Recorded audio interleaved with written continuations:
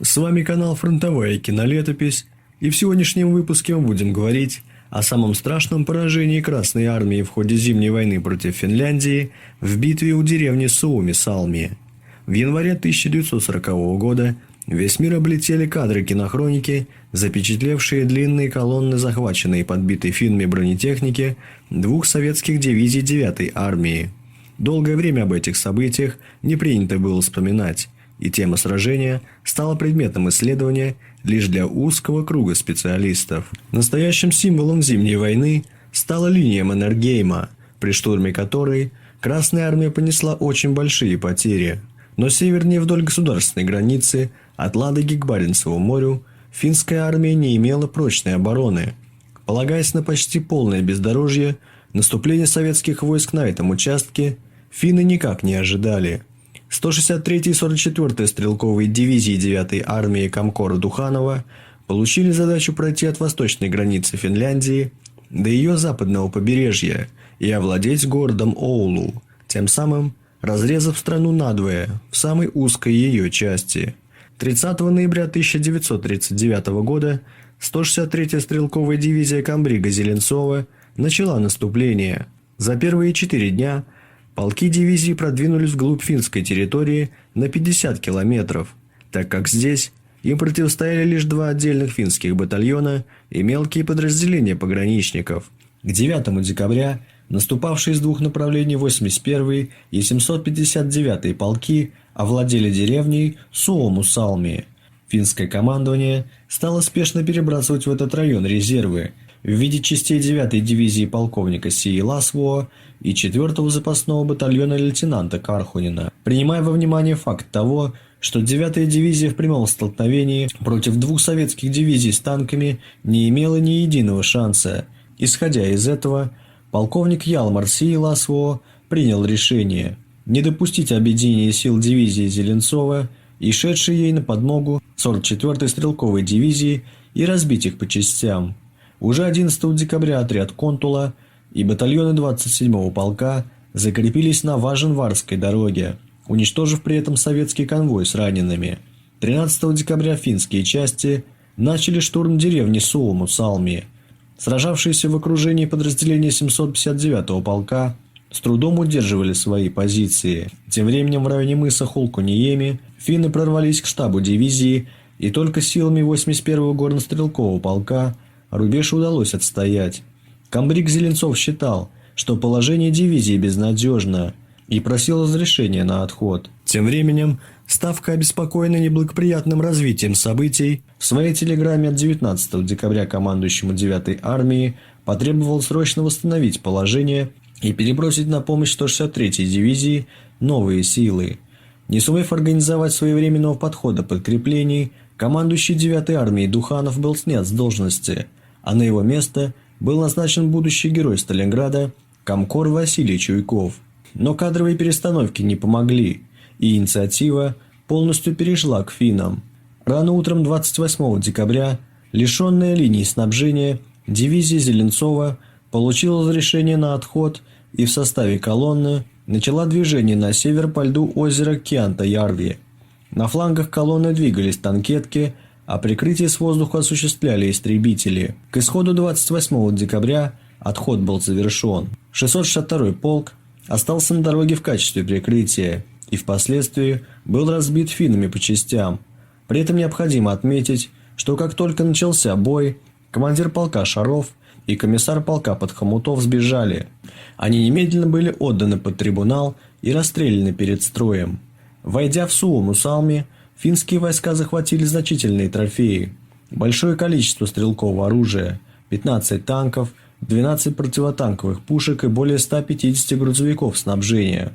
После отхода 163-й дивизии, 44-я дивизия, шедшая по Радской дороге, осталась 1 на 1 против 9-й финской пехотной дивизии. Численный перевес был не в пользу наших войск. К тому моменту у комбрига Виноградова было только 6 стрелковых батальонов против 12 финских. Кроме того, Виноградов в тайге и глубоком снегу не мог полноценно использовать свое преимущество в танках и артиллерии. Полковник Сии Ласвоо перегруппировал свои части и основные силы перенацелил теперь против 44-й дивизии.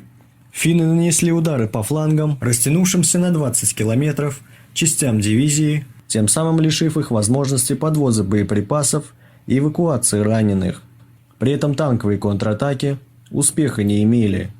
С началом января положение 44-й стрелковой дивизии с каждым часом продолжало ухудшаться. В результате ударов, предпринятых финскими войсками, дивизия лишилась своих коммуникаций и была рассечена на 6 очагов сопротивления. К большому сожалению, комбриг Виноградов не сумел разгадать маневр финских войск и организовать серьезное сопротивление. Кроме того, финны заранее знали о планах советского командования, поскольку еще 27 декабря перехватили ряд приказов по 44-й дивизии и успели приготовиться к отражению атак в нужных местах. А спустя несколько дней уже сами перешли в контратаку. 2 января финские лыжные отряды овладели единственной дорогой, по которой шла дивизионная колонна. Скученные на небольшом участке люди и техника стали отличной мишенью для финской артиллерии. Чтобы окончательно установить контроль над дорогой, финны устраивали на ней завалы и держали их под прицельным огнем. Попытки прорыва со 2 по 4 января ни к чему не привели. На 5 января было запланировано новое наступление с целью установить связь с окруженными полками дивизии. Командование 9-й армии подчеркивало, что необходимо было выйти из окружения с тяжелым вооружением. Но этому плану сбыться было не суждено. 5 января в 8:30 утра финские батальоны перешли в решительное наступление на части 44-й дивизии на Важен-Варской дороге у Хаукилы. На некоторых участках советским частям с трудом еще удавалось отбивать финские атаки. Тем не менее, силы дивизии были на исходе. Кончались боеприпасы. 6 января в 16:00 Виноградов собрал командиров полков и сообщил о решении начать прорыв дивизии в 10 часов вечера. Вечером 6 января в полной темноте начался отход. Финны сразу же открыли по колонне ураганный огонь, и прорваться через завалы советским частям не удалось. Начался настоящий хаос.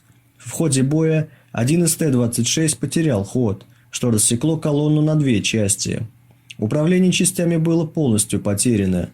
Части дивизии бросили на дороге тяжелую технику, которую не успели взорвать, и бросились в тайгу севернее дороги. Беспорядочный отход постепенно превращался в бегство. Грузовики с ранеными были оставлены на дороге. Колонна 305-го стрелкового полка, в которой находился комбриг Виноградов, не встречая сопротивления со стороны финнов, вышла к Важен-Вару. Таким образом, 44-я стрелковая дивизия была разбита и потерпела тяжелое поражение. В руки финнов попали большое количество вооружений, в том числе 71 орудие, 43 танка и 10 бронеавтомобилей. Общие потери Красной армии в ходе битвы при Суому-Салме составили около 13 тысяч человек. Финские войска лишились 2700 человек, таким образом соотношение потерь составило 1 к 5. Трибунал 9-й армии провел расследование. Основными причинами неудачи были названы распыление сил дивизии и большие обозы на дороге, которые нуждались в охранении. В итоге в поражении были признаны виновными командир дивизии комбриг Виноградов, комиссар дивизии Пархоменко и начальник штаба полковник Волков, которые впоследствии были расстреляны перед строем. В результате неудачных действий 163-й и 44-й стрелковых дивизий 9-я армия была вынуждена перейти к обороне и бросить все свои силы на спасение окруженной под Кухмо 54-й горнострелковой дивизии. 44-я дивизия потеряла боеспособность и сумела восстановиться только к середине марта 1940 года, когда боевые действия уже закончились. Инициатива на фронте 9-й армии перешла к финнам. Очень легко говорить о победах, но нельзя забывать и о неудачах и тяжелых поражениях, не для того, чтобы посыпать голову пеплом, а в первую очередь учесть ошибки прошлого и не допускать их впредь, сохраняя при этом простые солдатские жизни.